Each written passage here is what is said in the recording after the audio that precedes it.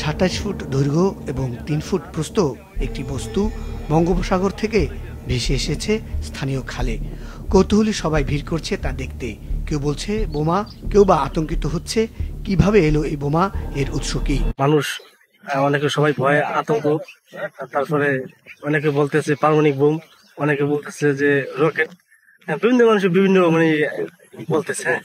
তারপরে তো এসে দেখলাম যে আসলে এটা একটা ভয়াবহ জিনিস। আমরা সবাই আতঙ্কিত ছিলাম। আমরা এটা জীবনে দেখি নাই, জীবনের ফার্স্টে প্রথম দেখলাম যে আমাদের এই জাহাজ মারা সমুদ্র সৈকতে এটা আটকে ছিল। আমাদের কিছু জেলে বা এটা নিয়ে আসছে, ভয়ের ভিতরে ছিল। এটা আনার পরে অনেকটাই এলাকাবাসী সবাই আতঙ্ক ছিলাম। দুপুরে বঙ্গোপসাগর থেকে রাবনাবাদ চ্যানেল হয়ে ভাঙ্গার খালে দেখতে পাওয়া বোমা সদৃশ এই বস্তুটি মূলত টর্পেডো।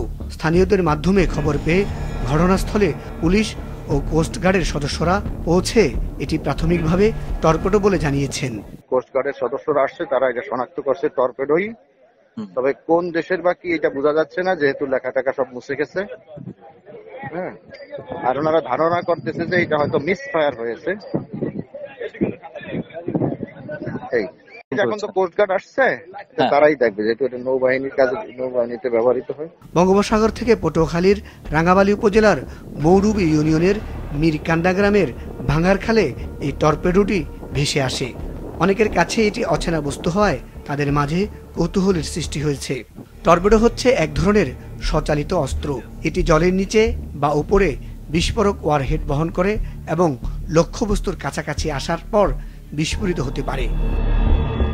এটি মূলত জলের নিচে চালিত হয় এবং জলের নিচে বা উপরে উভয় স্থান হতে নিক্ষেপ করা যেতে পারে। অতীতে একে অটোমোবাইল বা ফিশ টর্পেডো বলা হতো। এটি ফিশ বা মাছ নামেও কথিত ছিল। টর্পেডো নামটি মূলত বিভিন্ন ধরনের যন্ত্রের জন্য প্রযোজ্য ছিল, যার অধিকাংশই বর্তমানে মাইন নামে পরিচিত। 1900 সালের কাছাকাছি থেকে টর্পেডো নামটি শুধুমাত্র জলের নিচের স্বচালিত অস্ত্রের জন্য ব্যবহার করা হয়। মুজাহিদ সাকিব, মাছরাঙ্গা নিউজ ডেস্ক।